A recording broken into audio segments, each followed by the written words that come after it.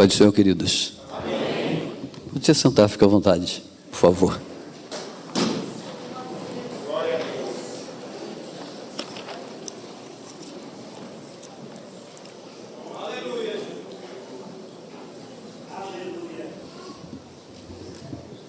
Obrigado, pastor. Okay. Bom poder estar aqui hoje, que Deus possa nos dar graça para falarmos a sua palavra e que a palavra de Deus seja uma vestimenta que a gente possa usar e entender por que estamos usando. Feliz por rever alguns amigos, né? Uma igreja que eu passei há quase 20 anos atrás, mais ou menos, né, irmã Rosa? Ver aqui o Saulo, ver a Eliane, rever alguns amigos e irmãos, né? Muito bacana poder encontrar o Nil, o Peu, que trabalhamos juntos em liderança de juventude. Isso me alegra muito, né? Mas vamos ao que mais nos importa hoje, que é de fato a palavra de Deus. Eu vou falar hoje sobre a renovação do entendimento na prática do Evangelho pleno. Tudo bem para você? Amém. Você me entendeu? A renovação do entendimento na prática do Evangelho pleno. O que é isso? Na verdade é assim, nós vamos fazer um equilíbrio, uma equidade entre conhecimento e prática, ok? Não adianta a gente saber muito e não praticar nada, e não adianta praticar sem saber aquilo que está praticando. Então, a minha proposta hoje é trabalhar renovação de entendimento na prática deste Evangelho para que ele se torne de fato pleno. Então, possuir um coração cheio e ao mesmo tempo uma cabeça vazia, parece que não levará a lugar nenhum. E um espírito ardente e um intelecto fraco, no mínimo, nós vamos servir a pobreza, a mediocridade. Então é preciso que a gente faça esse equilíbrio. Tem uma frase de Bernardo Claraval que eu achei muito interessante, abre aspas, ele diz o seguinte: aquele que entende a verdade sem amá-la, ou ama sem entendimento, não possui nenhuma coisa nem outra. Então é necessário que a gente faça esse equilíbrio. Para isso, eu convidei o apóstolo Paulo, na sua carta a Éfeso, no capítulo número 4, verso 17 a 32, para trabalharmos esse tema. Então, eu quero que você abra a sua escritura, faça acompanhamento da leitura e mantenha ela aberta, porque nós não sairemos daí. Vamos tentar trabalhar expositivamente o texto, fazer uma exegese e que a gente possa de fato entender o que a Bíblia quer nos dizer, né? E aqui sem fazer autocríticas, mas querendo entender algumas situações nessa questão de renovação de mente e na prática do Evangelho pleno. Alguns dias atrás eu estive em um determinado local, numa igreja, e eu percebi que os irmãos não podiam parar um minuto. E aquilo me trouxe uma certa preocupação. Por que eles não podiam parar? E aí tinha assim, parece que uma situação que tinha uma pessoa que tinha que cantar os corinhos e aí eles começaram a não ter muita sintonia, enquanto um queria dar oportunidade, o outro já estava cantando o corinho, e aí virou aquele... mas a impressão que eu tive do lugar é que as pessoas tinham a ideia de que o culto não poderia fazer qualquer tipo de silêncio. E que a ideia não era de glorificar a Deus, mas que a ideia real era: não deixe espaço vazio.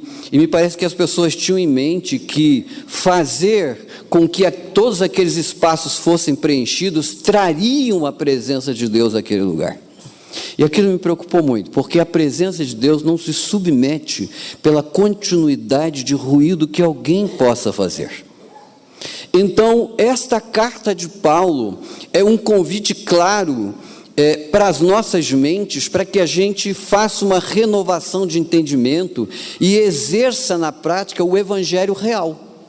E esta igreja de Éfeso tem algumas dificuldades, o apóstolo Paulo vai trabalhar com ela, E eu acredito que nos dizem que nós vivemos, alguns lugares ainda tem algumas dificuldades, né? Dificuldades.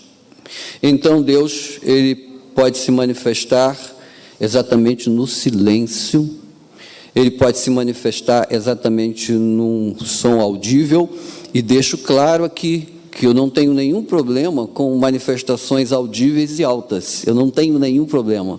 O meu problema é quando as pessoas não entendem e não sabem o porquê estão fazendo determinadas coisas. Esse é o meu problema. Esta falta de entendimento é que eu entendo ser uma grave situação que precisa ser ajustada.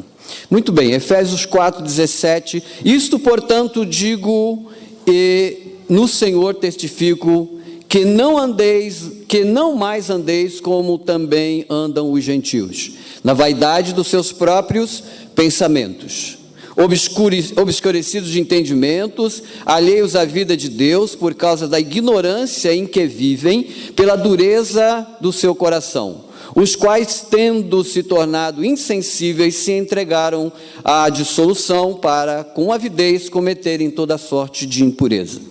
Mas não foi assim que aprendeste a Cristo, se é que de fato tendes ouvido e nele foste instruído, segundo é a verdade em Jesus. No sentido de que, quanto ao trato passado, vos despojeis do velho homem, que se corrompe segundo as concupiscências do engano, e vos renoveis no espírito do vosso entendimento, e vos revistais do novo homem, criado segundo Deus, em justiça e retidão, procedentes da verdade.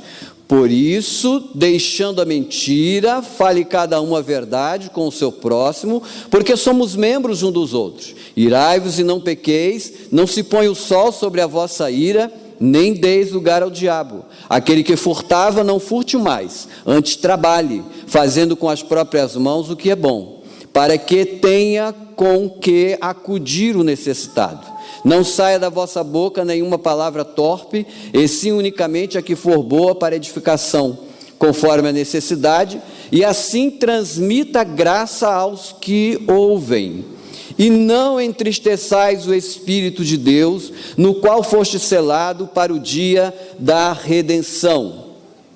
Longe de vós toda amargura e cólera, e ira, e gritaria, e blasfêmia, e bem assim toda malícia. Antes sedes uns para com os outros benignos, compassivos, perdoando-vos uns aos outros, como também Deus em Cristo vos perdoou. Esse é um texto bem conhecido, acredito que nós, ao longo da nossa carreira cristã, já temos lido este texto. A grande verdade aqui é que Paulo quer que os irmãos vivam uma vida compatível com o evangelho que aprenderam do Senhor. É isso que ele quer. Em suma, essa a exigência. E ele começa lá, eu vou até voltar um pouquinho, você pode voltar na sua escritura, lá no verso 1 desse mesmo capítulo. Ele diz assim, olha: rogo-vos, pois, eu, prisioneiro do Senhor, que andeis de modo digno da vocação que foste chamado, com toda humildade, mansidão, com longanimidade, suportando-vos uns aos outros em amor. Na verdade, Paulo quer que os irmãos vivam uma vida compatível com aquilo que eles aprenderam. Você deve ter na sua vida cicatrizes do evangelho para a qual você foi vocacionado. E é por isso que, a princípio, eu disse para você que a gente precisa renovar o nosso entendimento para a prática do evangelho pleno. Então a exigência é que a gente viva de acordo com o evangelho que nós fomos proclamados, ou seja, com toda a humildade, com amor, com perdão, com mansidão. Eu não vou tratar esses adjetivos aqui, porque eles são de fácil entendimento, mas Paulo visa na igreja que ela tenha um amadurecimento. Então, para que a gente amadureça, é preciso ter este equilíbrio, razão e emoção. Sem isso, dificilmente seremos maduros. Então, é o desejo de Paulo aos irmãos efesianos, que eles tenham entendimento, que eles tenham conhecimento. Esta é a minha proposta hoje aqui, que você conheça o seu Senhor. Que você, ao entrar aqui ou em qualquer outro lugar, ou em qualquer outra situação da vida, você saiba a quem de fato você está servindo e como Ele quer que você o sirva. E não é aquilo que eu quero, ou aquilo que eu penso, ou aquilo que eu acho, mas aquilo que de fato a sua própria palavra nos diz. Então, nós vamos observar a partir do texto em que nós lemos, alguns benefícios e malefícios colhidos em função da mente, do pensamento e da memória. E é bom a gente pensar muito nisso, porque mente é alguma coisa bem interessante, porque ela também faz parte da nossa imagem e semelhança de Deus. A nossa mente, a nossa memória. Então, ele começa no verso de número 17, vamos para o texto bíblico. Ele diz assim: portanto digo isto, testifico no Senhor, para que não andeis mais como andam os outros gentios, na vaidade do seu pensamento. É muito fácil olhar a fala de Paulo nesse texto e notar aqui que existem pessoas que estão circuncidando a igreja, ou que estão ao redor da igreja e vivem uma prática que não condiz com o evangelho, uma prática pecaminosa. E ele está dizendo aqui de forma muito clara: para que não andeis mais como andam os gentios. Vocês agora precisam renovar a sua mente, porque vocês não são mais andarilhos das trevas. Vocês agora são gente que andam na luz. Então mude o entendimento e o pensamento de vocês. Óbvio que, ao pensar assim, o curso da nossa vida vai mudar, e vai mudar muito. Então perceba que o apóstolo deseja que eles tenham consciência que, embora o contexto que eles vivem seja um contexto muito nebuloso, seja um contexto opaco, escuro, mas eles precisam ser diferentes dos incrédulos. Nós precisamos ser diferente dos incrédulos. É preciso ter esse entendimento em nós. E isso precisa se transformar em vida prática. Porque não adianta a gente sair daqui sabendo que precisa viver diferente do incrédulo, mas não, na prática, viver diferente deles. É preciso que isso seja uma exposição clara, o nosso entendimento seja uma exposição clara no nosso dia a dia. Então, eles não poderiam, Paulo está ensinando aos irmãos efésios que eles não poderiam viver na inutilidade dos seus pensamentos. O pensamento não é alguma coisa inútil, mas nós precisamos renovar os nossos entendimentos para viver uma prática do evangelho pleno, né? Então, verso de número 18, vamos correr o texto. Eu não tenho tanto tempo assim, você já percebeu que eu falo devagar e que eu não vou alterar a minha voz mais do que isso, né? Verso de número 18. Então, a princípio, Paulo diz: vocês precisam ser bem diferentes. E quando eu falo diferente aqui, eu não estou me referindo a nenhum tipo de usos e costumes, embora isso também possa entrar no contexto, mas eu não me refiro a isso, eu me refiro a uma vida íntegra de moralidade, de moral, de caráter.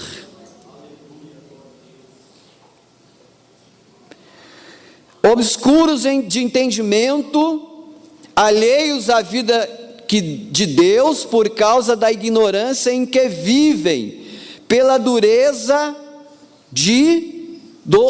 do seu coração. É óbvio que ele está se remetendo aqui aos gentios que vivem uma vida na escuridão. Então ele diz, eles são obscuros de entendimento, são alheios à vida de Deus, por causa do quê? Por causa da ignorância em que vivem. Perceba que ignorância aqui nesse texto não tem nada a ver com braveza. Ignorância aqui nesse texto tem tudo a ver com falta de conhecimento.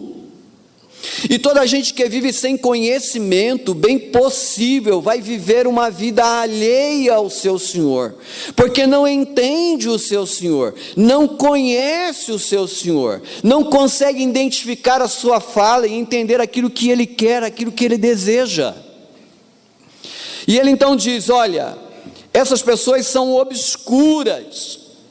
Observe que eles são pessoas não convertidas, eles vivem na vaidade do seu pensamento, são seres de pensamentos petrificados, gente que não muda nunca, gente que não dá o braço a torcer. Sabe aquele católico que diz assim, eu nasci assim, vou morrer assim? Assim tem muitos cristãos, que diz, não, eu aprendi assim, eu vou viver assim.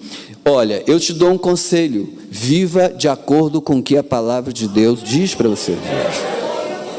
Se outrora, quem sabe você aprendeu alguma coisa que não era verdadeiro, não era real, ou que alguém te ensinou alguma coisa que você pensava que era muito certo, mas hoje você estudando a palavra de Deus e chega à convicção, olha, peraí, eu acho que isso aqui é exatamente isso que Paulo está dizendo. Então viva como a Escritura está te dizendo para viver. Fazendo assim você renova o seu entendimento, vive uma vida plena e louva a Deus pelos seus atos sobre a terra. Então Paulo está dizendo, estas pessoas são obscuros de entendimento, têm mente petrificada, eles não aceitam nada, nenhum tipo de opinião. Vocês têm que ser diferente. Aonde vocês viverem, a vida de vocês tem que ser caracterizada por uma vida moral que agrade o Senhor. Pela dureza do vosso coração. Na verdade, o apóstolo Paulo está exortando a eles assim, viva o contrário da vida que esse povo vive. Como cristão, a gente tem que viver o contrário que o mundo vive. Daqui a pouco a gente vai entrar em alguns termos que Paulo usa, bem severos, mas se faz necessário, porque a gente tem que viver contrário em que o mundo vive. Os quais, tendo tornado insensíveis, se entregaram à dissolução, para com avidez cometerem toda sorte de impureza. Verso 19, você está acompanhando aí pela sua escritura? Olha aí, seja um crente bem bereano, observe o texto, veja se o pregador está dizendo a verdade. Se ele não tiver, faça análise, né? Não coma qualquer coisa, coma aquilo que você entende e aquilo que a Bíblia diz que deve ser comido. Então o texto diz que esses homens, da quais eles devem ser opostos, são pessoas insensíveis, ou seja, pessoas que não são tão calejados. Aí eu me lembrei de um cidadão que nasceu na cidadezinha onde eu nasci, lá no interior de São Paulo, que ele nunca calçou um sapato. As solas do pé dele eram tão insensíveis que ele passava no meio da mata e pisava nos espinhos e não sentia. A gente aqui tinha que dizer para ele, olha fulano, tem um espinho aí no seu pé. Ele sequer percebia. Então Paulo está dizendo a esses irmãos em Éfeso, que estes homens são insensíveis. Vocês têm que ser diferente. Vocês precisam ser sensíveis ao seu Senhor. Perceba que é sempre o inverso, é sempre andar no sentido contrário. Eles são tão insensíveis que eles não têm a capacidade de sentir vergonha das suas imoralidades. É o que o texto está dizendo aqui, olha. Os quais, tendo se tornado insensíveis, se entregaram à dissolução, para com avidez cometerem toda sorte de impureza. Essas pessoas que estão aqui são capazes de cometer qualquer tipo de ação ou ato para conseguir alguma coisa em benefício de si próprio. Será que hoje nós temos pessoas assim nos dias em que vivemos? Pessoas capazes de cometer, de dizer alguma coisa para ter benefício próprio. Se houver pessoas assim, o grande convite do apóstolo Paulo é: renove o seu entendimento, para que você possa praticar o evangelho pleno. Comece a pensar um pouco, você não pode ser insensível. E ele diz mais aqui, diz que eles são dissolutos, porque eles se entregaram a toda a dissolução, ou seja, sem qualquer preocupação com os padrões morais e sociais. E nós cristãos, estamos preocupados com os padrões morais e sociais? Será que não estamos? Dias há pouco vimos uma discussão no STF, presidido pela ministra Weber, sobre o aborto. Questões sociais em que a igreja sim precisa pensar e se envolver. Mas se envolver não em busca de um altruísmo ou de uma questão política, mas se envolver com o pensamento divino para executar o evangelho pleno, para que a gente possa praticar o evangelho como ele exige de nós, que ele deva ser praticado. Então esses homens aqui eram dissolutos. Eu busco vantagem, não importa o que eu tenha que fazer. Perceba como é o mundo, perceba como é os incrédulos, perceba como são os gentios. E aí Paulo adverte os irmãos efesianos, ou aos Efésios, no verso de número 20: não foi assim que aprendeste a Cristo, não foi assim que você aprendeu no evangelho que eu preguei para vocês. Não foi assim, não foi assim. E aí ele diz: vocês que ouviram o evangelho, vocês que aprenderam a genuína palavra, não podeis andar desta forma. O andar de vocês é um andar equilibrado, mente e coração, equidade, equilíbrio, muito equilíbrio. Então, eu quero dizer para você o quanto é importante pensarmos, o quanto é importante nós termos entendimento, o quanto é importante possuirmos a mente de Deus em nós, para poder praticar esse evangelho. E aí Paulo é irônico, perceba que Paulo é irônico, não é verdade? Porque todos nós que estamos aqui, um dia ouvimos o evangelho, sim ou não? Sim, ouvimos o evangelho e decidimos aceitar Jesus. E aí no verso de número 21, Paulo é um apóstolo de ironia, e ele diz assim: se é que de fato o tendes ouvido, e nele foste instruído, segundo a verdade em Jesus. Paulo sabia que eles tinham ouvido, assim como eu sei que essa palavra aqui não é novidade para nenhum de nós que aqui estamos.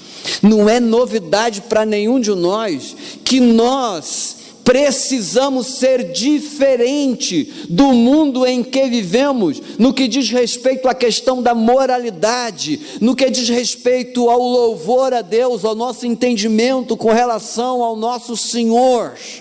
Há um mundo em que nós não viemos aqui para levar vantagem sobre ninguém, muito pelo contrário, nós viemos aqui para trazer a vantagem da graça e da salvação ao povo. Então a igreja deve rejeitar aquilo que é imoralidade. E não pense em imoralidade só a questão sexual, eu não estou me referindo só a isso. Imoralidade não é só essa questão sexual, o pecado da sexualidade. Imoralidade é uma série de outras coisas. Quando eu não sou sincero com meu irmão, quando eu não digo a ele a verdade, quando eu digo a ele uma coisa aqui, eu digo ao Nil: eu amo você, Nil, você é meu amigo. E quando eu saio lá na esquina, eu não aguento esse Nil no meu espaço.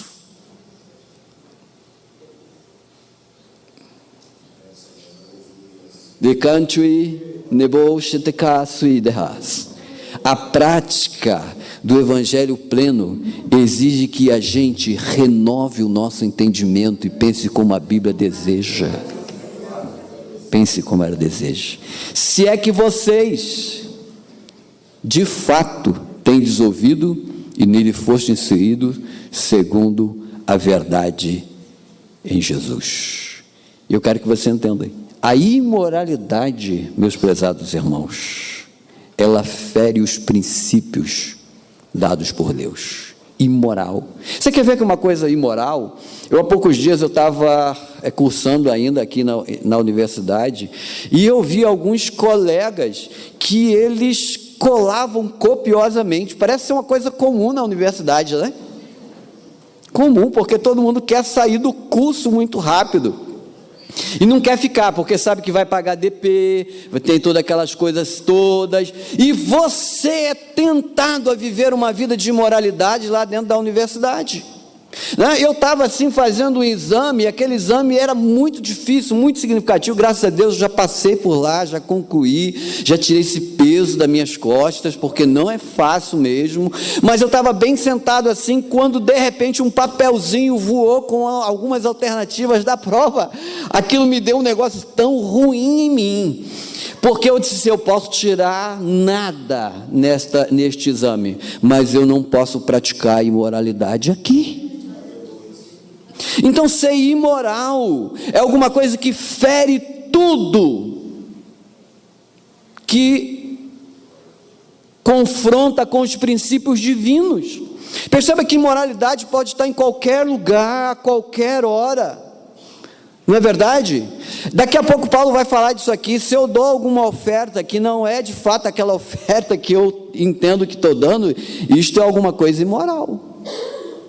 Por isso que eu quero que você renove o seu entendimento para cumprir o evangelho pleno. Daqui a pouco nós vamos falar, nós vamos chegar lá. Não vamos adiantar isso não, vamos sofrer por partes. Ok?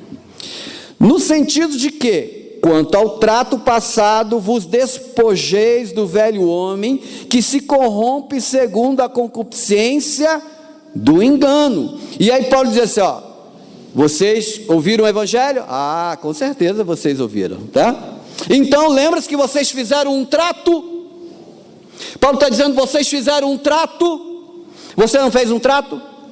Quantos irmãos aqui já desceram as águas batismais? Quantos? Quantos? Dá um sinal assim com a sua mão. Quantos? Bastante. Na sua confissão de fé, você fez um trato? Fez um trato. Você fez um trato. A mim me parece que Paulo se remete a este trato de confissão de fé por conta das águas batismais. A mim me parece. E ele diz assim, no sentido de que, quanto ao trato passado, vos despojeis do velho homem. Aquela roupa que você usava no passado do velho homem, você tem que jogar ela fora. Você tem que se despir dela. Ela não serve mais. Você não pode usar mais ela. Por quê? Que se corrompe segundo a concupiscência do engano. Joguem fora aquela roupa velha, ela não serve mais para você. Agora você tem que usar uma roupa nova. O seu involucro tem que ser uma roupagem nova, uma roupagem de moralidade, de sinceridade, de verdade, de amor, de humildade, de perdão. Se esta roupagem nos falta, eu acho que a gente tem que repensar um pouco o nosso entendimento, a fim de que a gente possa praticar o evangelho pleno do nosso Senhor e Salvador Jesus. E vos renoveis, diz ele, eu vou correr um pouquinho, tá, gente? E vos renoveis no espírito do vosso entendimento. E esse me parece ser o verso ou o texto-chave da carta de Paulo, aqui no capítulo 4, e ele diz assim, renovem no espírito do vosso entendimento, e é aqui um apelo ao rejuvenescimento. Perceba que o espírito aqui está em letra maiúscula ou minúscula? Como é que está na sua Bíblia? Maiúscula ou minúscula? Minúscula ou maiúscula? Minúscula, não é minúscula? minúscula. Se espírito está em letra minúscula, nós todos aqui sabemos, não é nenhuma novidade que não se refere ao Deus Espírito, mas está falando acerca do espírito humano. E ele diz assim: renoveis no espírito do vosso entendimento. Ele se relaciona à mente humana, e ele está dizendo: eu quero que você renove a sua mente. Há 2000, sei lá, tantos anos atrás, Paulo já estava dizendo à igreja de Efésios: eu quero que você comece a pensar diferente. Vocês precisam pensar de uma forma em que a sua mente tenha coisas boas e não ruins. Boas e não ruins. Então, se nós alcançamos a salvação em Cristo, o nosso pensar deve ser uma consequência da nossa vida diária. Quando as pessoas olharem para nós, eles vão dizer assim: aquele é crente. Eu disse uma expressão ao pastor Clementino essa semana, que eu não sou um crente saudosista, mas eu acho que muitas coisas do passado não deveriam ter parado de ser. Eu vim de uma época em que as pessoas nos paravam na rua e diziam assim: quando eu for crente eu vou ser igual a você. Mas hoje as pessoas não estão dizendo mais tanto isso. E por que será que elas não estão dizendo tanto isso mais? Será que a gente precisa começar a renovar o nosso pensamento e viver o evangelho pleno do Senhor, para que as pessoas notem em nós a diferença? Se nós começarmos a praticar de fato o evangelho como ele deve ser praticado, não se espante se as pessoas passarem pela rua e começarem a te seguir, para saber aonde você vai e com que alegria você vai e de onde vem essa alegria que você sente. Renava Shúria, renove o seu entendimento, viva o evangelho pleno do nosso Senhor. O evangelho pleno. E vos revistais, verso 24, do novo homem, um novo homem que foi criado segundo Deus. Quando você se entregou para Cristo, Ele criou você de novo. É o que o texto está dizendo. Um novo homem, criado segundo Deus, e Ele criou em justiça, em retidão, procedentes da verdade. Então é muito claro o texto de Paulo. Qualquer criança ao ler esse texto consegue perceber que a roupagem que nós devemos usar é aquela que foi criada por Deus. Deus é o nosso alfaiate. Agora até me lembrei de um negócio muito engraçado, que o pastor Clementino pegou aqui um obreiro e ele disse: não, você está botando o seu paletó errado. Eu achei muito interessante. Aí depois ele concluiu: não é porque eu fui alfaiate, fiz roupa e tudo mais. E aqui Deus é o nosso alfaiate. A roupagem cristã que a gente deve vestir, ele está dizendo aqui, em justiça, retidão, procedentes da verdade. Esta é a roupa que ele deseja que nós vistamos em Cristo, viver uma vida de santidade, viver uma vida de justiça diante dele. E como é que a gente faz isso? Despoja do velho homem. E como é que a gente faz o despojo do velho homem? Despojar é jogar fora. Então vamos ver como é que Paulo diz para eles. Paulo não deixa ninguém no ar, e ele começa então a dizer no verso de número 25, olha o que está dizendo aí, vamos lá.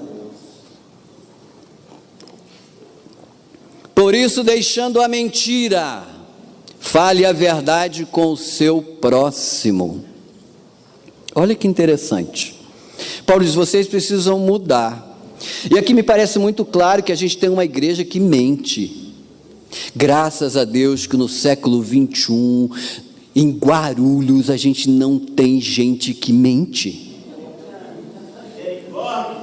Que a gente não tem nos corredores da nossa igreja as pessoas que mentem para alcançar vantagem, ou mentem para se promover, ou mentem para se ver no pódio por outras pessoas. Paulo disse para eles: Não mintam, deixe a mentira, fale a verdade. E por quê? Por quê? Por quê? Por quê? Por que que a gente tem que falar a verdade? Eu pergunto para você, por quê? Paulo responde no texto. Olha para o texto. Porque somos membros uns dos outros. Falar a mentira atrapalha a harmonia do corpo de Cristo. Toda vez que eu minto, que você mente, eu atrapalho a harmonia do corpo de Cristo Jesus, o Senhor. Eu não sou músico, eu não entendo de música. Aqui eu acredito que tem muitos musicistas, gente que canta bem. Eu sou horroroso para cantar. Mas na música é preciso ter harmonia. Quem é músico aqui? Músico? Ok? O que é harmonia? Me ajuda aí. Me ajuda aí. Pode falar. Pastor Paulo. A combinação de sons sucessivos. Ok? Isso mesmo? Você está com o pastor Paulo? Ótimo. Então, a combinação de sons sucessíveis. Os sons se combinam um com o outro e eles não divergem e se torna uma música boa de ser ouvida.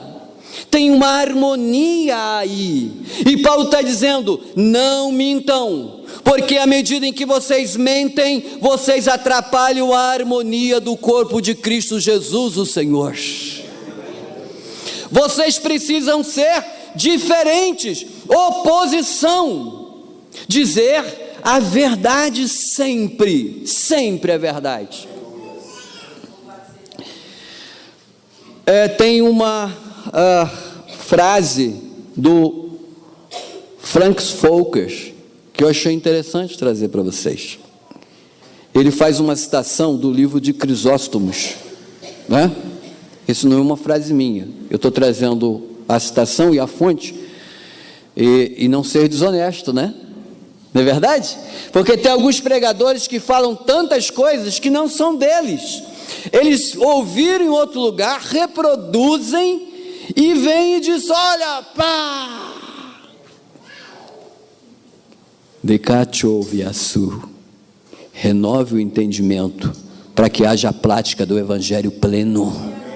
Nós precisamos ser honestos, até mesmo nas pregações que estamos fazendo. Olha o que ele diz, fale a verdade. Olha a frase de Francis Folkers: se o olho vê uma serpente, ele engana o pé? É uma pergunta. Se a língua sente gosto daquilo que é amargo, ela engana o seu estômago? A resposta é óbvia, né, irmã Graça? Não. Socorro, não socorro. Desculpe. Não. Olha, se o teu olho vê uma cobra, ele vai dizer, opa, é uma cobra, sai correndo, vai embora daí. Se você é um biólogo, talvez você queira ela de presente para você, mas não é o que eu gostaria. Então o olho não engana. O olho diz assim, olha, é uma serpente. Assim deve ser o cristão, essa transparência, dizer a verdade. O que é isto que eu estou sentindo. Deus não é um Deus que se deixa enganar e nem se engana, não adianta, gente. Há muitas pessoas que se acham super-homem, bate no peito, quando ele devia estar dizendo, Deus, se o Senhor não me arrastar, eu nem vou sair daqui hoje. Fale a verdade, digam a verdade, vivam com a verdade, convivam com a verdade, e você vai praticar o evangelho pleno do nosso Senhor. Precisamos ser verdadeiros para provocarmos a união no corpo de Cristo. Toda vez que eu minto, eu provoco a desunião e a harmonia e a desarmonia no corpo de Cristo Jesus, o nosso Senhor. Irai-vos e não pequeis, nem se ponha o sol sobre a vossa ira. Olha, é interessante que Paulo diz assim, ó, você ira, você até pode ficar irado. E a gente percebe de forma muito clara que esta ira da qual Paulo está falando é de uma coisa muito justa. Eu fiquei bravo por uma coisa que é muito justa. Você já ficou bravo por uma coisa que é muito justa? Evidentemente que todos nós já ficamos bravos porque alguém disse alguma coisa que não era verdade, a gente ficou irado com aquilo, fez alguma coisa que não deveria fazer, a gente ficou irado com aquilo. A gente tem o exemplo de Cristo Jesus, me parece que é em João 2, Evangelho de João 2, quando Jesus entra no lugar onde ele estava ali, o pessoal estava vendendo um bocado de coisa ali, né, fazendo uma arruaça, ele vira tudo aquele negócio, expulsa as pessoas, chicoteia o pessoal, não é verdade? Cristo estava irado mesmo, bravo, porque a ira dele era justa,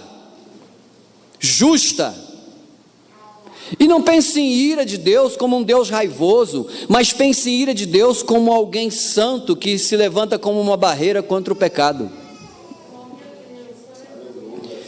e ele fica muito irado, e toca essas pessoas para fora, e aqui Paulo diz aos irmãos: eu quero que vocês pensem diferente, que vocês renovem o pensamento de vocês, sim, fiquem irados com essas coisas que não condizem com o Evangelho, mas não ponha o sol sobre a sua ira, mesmo que você tenha razão, você não deve amanhecer o dia com essa ira dentro do seu coração, hein? Então renove o seu entendimento. Eu tenho razão do que eu estou falando, e daí que você tem razão?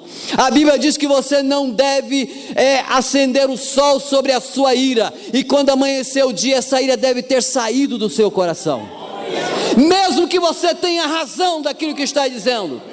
Você não tem razão de promover, e nem a razão de promover a desarmonia do corpo de Cristo, alimentando a ira dentro do seu coração, e isso vai provocar uma doença em ti. Você vai ficar doente, você vai ter problema de pressão, você vai sofrer do coração, você vai ter um infarto, porque não renovou o seu entendimento. E é por isso que a minha proposta hoje à noite aqui é: renove o seu entendimento para a prática do Evangelho pleno.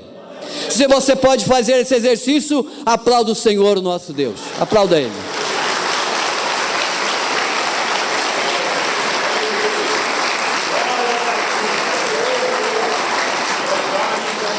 Aprenda a controlar a sua ira, aprenda, é preciso aprender, pois este sentimento provavelmente causa ressentimento muito rápido, né? E aí você fica ali, né? Nem vou falar muito disso, isso é muito péssimo. Nem deis lugar ao diabo. Não gosto muito de falar nesse camarada, mas o texto está falando, eu tenho que falar dele aqui, tá? Não deis lugar ao diabo. E como é que eu não dou lugar ao diabo? A gente não sai do texto nem do contexto. Eu não dou lugar ao diabo acabando com a ira no mesmo dia. Perceba quantas pessoas estão dando lugar ao diabo. Gente que fica 1 mês, 2, 1 ano, 30 anos, e vive aquela amargura sempre, e aí ele vem para a igreja, ele dá glória a Deus, ele canta, ele se emociona, ele chora, ele rola, ele pula, ele grita, dando lugar ao diabo. E eu não estou dizendo que esse sentimento dele não seja um sentimento verdadeiro, mas eu estou dizendo que não há equilíbrio nas suas ações, e que não há um raciocínio correto, e é que é preciso renovar esse entendimento, a fim de vivermos o Evangelho de forma plena. Senão não dá para viver o Evangelho de forma plena. Me parece que São Mateus 18, diz assim: olha, se você tem alguma coisa contra o teu irmão, vai falar para ele, você não tem nem que ir lá falar para o teu pastor não precisa nem saber disto. Você vai para ele e fala assim: irmão, você pisou no meu calo, está doendo tanto, você me deve desculpas. Ajusta com ele. O texto bíblico diz, é muito claro, se ele ouvir você ganhou o seu irmão, acabou, gente, ninguém sabe de nada, e o corpo de Cristo, andando perfeitamente. Mas se a gente viver épocas em que vai dizer assim: olha, ele vai ter que, hoje ele vai ter que me ouvir. De carrasubio fastui nemeviaco. Você já viu pessoas assim? Pastores, você já ouviu pessoas assim? Como às vezes os líderes sofrem tanto, não? Renovar o nosso entendimento para podermos exercitar o Evangelho de forma correta. É preciso. Irai-vos e não pequeis, não se põe o sol sobre a vossa ira, não deis lugar ao diabo, porque isso se torna uma ira extremamente injustificada, e o resultado? Destruição. Destruição total.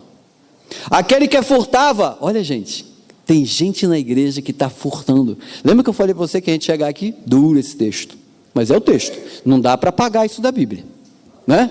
Não dá para apagar. Esta era a vida que estava vivendo a igreja em Éfeso. Aquele que furtava, não furte mais, antes trabalhe, fazendo com as próprias mãos o que é bom, para que tenha com que acudir o necessitado. Então aqui é uma exortação à procura de dar fim ao furto. O que é o furto? O que é o furto? Muito claro, né, pastor Paulo? Me ajuda aí, doutor, pastor Paulo. Artigo 155 do Código Penal. Muito simples, né? Subtrair para si ou para outrem coisa alheia móvel. Tudo que eu pego que não pertence a mim é furto. Furto. Eu furto para mim. Aqui na igreja de Éfeso, tem pessoas que estão furtando. E Paulo diz assim: não furtem mais. A gente sofre nos dias atuais que a gente vive. Normalmente a área em que eu labuto, a gente sabe que tem pessoas que às vezes agem de forma desonesta, né? Ele subtrai para si ou para outrem coisa móvel. E coisa móvel, pode ser até energia elétrica. Outro dia ouvi uma notícia publicada no jornal em Guarulhos, que havia energia elétrica em Guarulhos furtada, que dava para abastecer a cidade de Guararema. Verdade. E a EDP Bandeirantes está retirando esses supostos gatos. Gatos, tudo bem para você quando eu falo? Gato para as moças não é aquele rapaz bonito aqui. Gato aqui é aquelas ligações de energia elétrica clandestina. Graças a Deus que nos dias atuais, e eu quero acreditar nos dias em que nós vivemos, que não existe nenhum cristão fazendo gato. Porque se houver, se faz necessário que a gente renove a nossa mente na prática do Evangelho pleno. Não é verdade? Renovar a mente, praticar o Evangelho como deva ser praticado. Não furte. Aquele que furtava, não furte mais.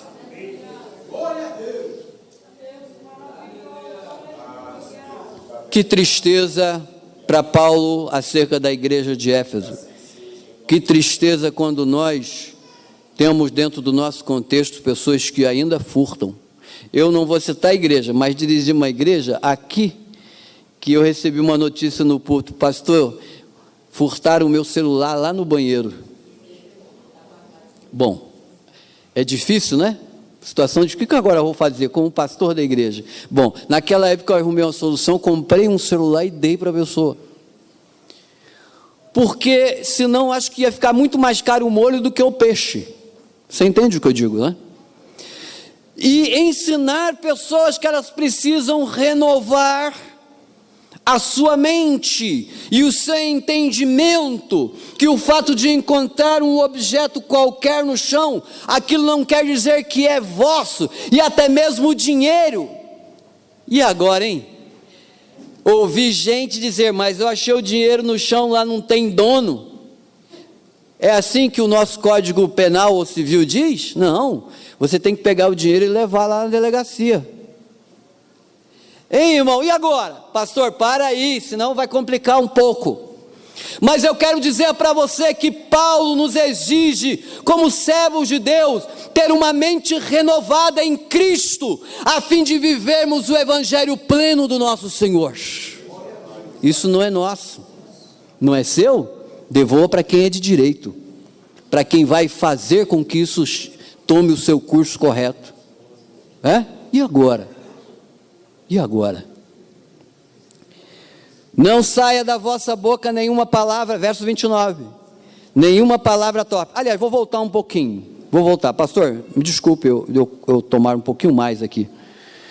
Mas ele diz assim, para que tenha, antes trabalhe, não furte, trabalhe, trabalhar. É a ordem de Deus, trabalhar, o verbo trabalhar é trabalhar. Ouvi uma pessoa dizer outro dia, eu já disse aos meus filhos que eu gosto de trabalhar. E eu não trabalho por causa do dinheiro, porque eu gosto de trabalhar. Ué, mas a Bíblia diz, antes trabalhe. E qual é o resultado do seu trabalho? Para que você quer trabalhar? Quando a gente vai para a universidade, dependendo do curso que você vai fazer, as pessoas dizem assim, quando você trabalhar, você findar esse curso, você vai ser rico, você vai ganhar muito dinheiro, né? Tudo bem, até você pode ganhar muito dinheiro. Agora, o que você vai fazer com aquilo? Você põe o dinheiro lá, ele não pode ser o seu senhor, você é que tem que mandar nele. A Bíblia dá um recado, aliás, uma instrução muito séria, para que tenha como acudir o necessitado. Esta é a filosofia bíblica para o seu salário. Renove o seu entendimento, renove. A filosofia bíblica, a ideologia bíblica para o seu trabalho é para que com aquele trabalho você possa ajudar o necessitado. E como é que a gente faz isso nos dias atuais de forma muito compreensível e que as pessoas lutam e batalham tanto? Através dos nossos dízimos. A gente dizima, a gente dá o dízimo na casa do Senhor para que os necessitados possam ser alcançados. Como isso não tem sido entendido com uma seriedade tão grande, aí se cria o departamento social para criar uma nova verba, a gente está parecendo os governos criando verba e verba para ver se a gente consegue suprir a necessidade dos demais, mas desde a tenridade, tenho o meu trabalho, tenho o meu ganho, o meu dever é contribuir para a obra do Senhor, para que alcance os necessitados. Não tem desculpa, irmão. Não tem desculpa, é o texto bíblico aqui. Paulo está dizendo, mude o pensamento seu, mude a sua forma de pensar e de agir. Ah, mas o fulano de tal, não importa o fulano, deixa o fulano com Deus, deixa o fulano com o Senhor. Alguém fez alguma coisa errada, o problema é dele, a sua mente agora é renovada em Cristo Jesus. Você é diferente de tais pessoas. A gente que faz parte do nosso contexto, mas que ainda não encontrou Jesus, e eu tenho a impressão que sequer eles ainda aceitaram Cristo como seu Salvador. Mas nós somos diferentes. Nós agora temos um entendimento e um pensamento diferente. O fruto do meu trabalho, isso não quer dizer que você vai abandonar os seus compromissos, não é nada disso, mas o recurso em que você possui, ele precisa ter um endereço, e o endereço dele é ajudar aqueles que estão necessitados.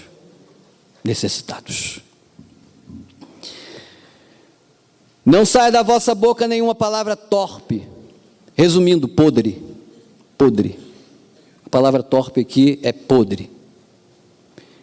E se unicamente que for para boa edificação, conforme a necessidade, e assim transmita graça aos que ouvem. Considerações finais do apóstolo Paulo. Ele diz, a sua conversação é diferente, até o seu linguajar é diferente, né? A sua boca não pode sair coisas ruins, zombaria, sarcasmos, desmoralizações, né? Eu cheguei num contexto e lá tinha um jovem com indícios de homossexualismo, né? Ele tinha alguns jeitos, né? E eu percebi que dentro do contexto as pessoas não tinham a ideia de ajudá-lo, mas a ideia de ser sarcástico com aquele, rir dele, fazer grupinhos e rir, como se aquele moço fosse um espetáculo, para que as pessoas pudessem rir. Mas Paulo não diz isso. Paulo diz assim, renove a mente de vocês, ali está um ser que Deus ama. Renove a mente, pense diferente, é necessário levar até ele a verdade, mudá-lo, eu não quero que saia de vocês algum procedimento sarcástico e podre. Vocês são diferentes do mundo. Eu estou trazendo alguns exemplos, e exemplos que a gente pode se deparar com ele. Pessoas que precisam da nossa ajuda, e que não precisam do nosso sarcasmo, e que não precisam dos nossos comentários de detrimento com relação à sua pessoa, mas que precisam de uma mão estendida, e dizer: eu conheço um Cristo que te ama e quer te levar para a eternidade. Quem vai decidir se essa pessoa faz parte do reino ou não? Não sou eu, é Deus, o meu Senhor. Não saia da sua boca nenhuma coisa torpe, nada. Então, é bem possível que nós devêssemos perguntar a nós mesmos: o que estamos transmitindo com a nossa boca? O que estamos falando? Não entristeçais o Espírito de Deus, no qual foste selado para o dia da redenção. Espírito agora com letra maiúscula, mudou. Aqui é o Deus Espírito Santo de que Paulo está se referindo, e ele está dizendo de forma muito clara: toda vez que você agir dessa forma, você, além de provocar um problema na igreja de harmonia, você entristece o Espírito Santo. Toda vez que eu minto, eu entristeço o Espírito Santo. Toda vez que eu faço um separatismo, eu entristeço o Espírito Santo. Toda vez que a minha atitude seja altruísta, eu trabalho para o meu próprio ego, eu entristeço o Espírito Santo. E Paulo está dizendo assim: não entristeçam o Espírito Santo, na qual foste selado para o dia da redenção. Se lembrem disso, que um dia nós seremos redimidos por completo, e essa redenção que nós vamos ter, a garantia é o selo do Espírito que nós temos em nós. Se você tem esse Espírito, não entristeça ele, porque ele é a garantia sua, a sua garantia. Paulo vai encerrar: longe de vós toda amargura, gente, tem um monte de coisa aqui, né? Não dá para falar, já são 15 para as 10, já estou fazendo hora extra. Longe de vós toda amargura, cólera, ira, e gritaria e blasfêmia, e bem assim toda malícia. Perceba que Paulo está sempre dizendo: vocês têm que ser contrário, e aqui ele explica o como ser contrário. Malícia, malícia não pode fazer parte. Simples como a pomba, prudente como a serpente. Você está rindo para mim ou de mim? As pessoas nem podem sorrir mais na igreja, porque já estão rindo do fulano. Pensem diferente, renove o seu entendimento. O pastor Walter está sorrindo porque ele sente a graça de Deus na vida dele. Não é porque ele está rindo de mim, é porque ele está alegre. Renovar a mente para a prática do evangelho pleno.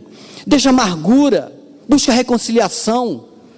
Deixa amargura, gente. Amargura serve para alguma coisa? Ira e cólera serve para alguma coisa? Isso não serve para nada. Gritaria. E gritaria aqui não tem nada a ver com essa manifestação de glória a Deus, nada disso, tá, irmão? Isso aqui não tem nada a ver com isso aqui. Gritaria é aquele que grita e quer chamar a atenção. Já viu aqueles camaradas que brigam na igreja, que quer chamar a atenção e que quer que todo mundo veja ele? Igual nós tivemos aqui um exemplo no domingo: o cidadão chegou ali gritando e queria chutar todo mundo, os diáconos, aquela loucura para tirar, pega aqui, pega ali, né? E Paulo está dizendo: deixa essa gritaria, ninguém precisa aparecer. O único que precisa aparecer é Cristo Jesus, o nosso Senhor. Deixa a gritaria, deixa esse negócio de querer se aparecer. É que Paulo está dizendo à igreja de Éfeso: mude o entendimento de vocês, viva o evangelho como ele deve ser vivido. Antes, sede uns para com os outros benignos, compassivos, perdoando uns aos outros, como também Deus em Cristo vos perdoou.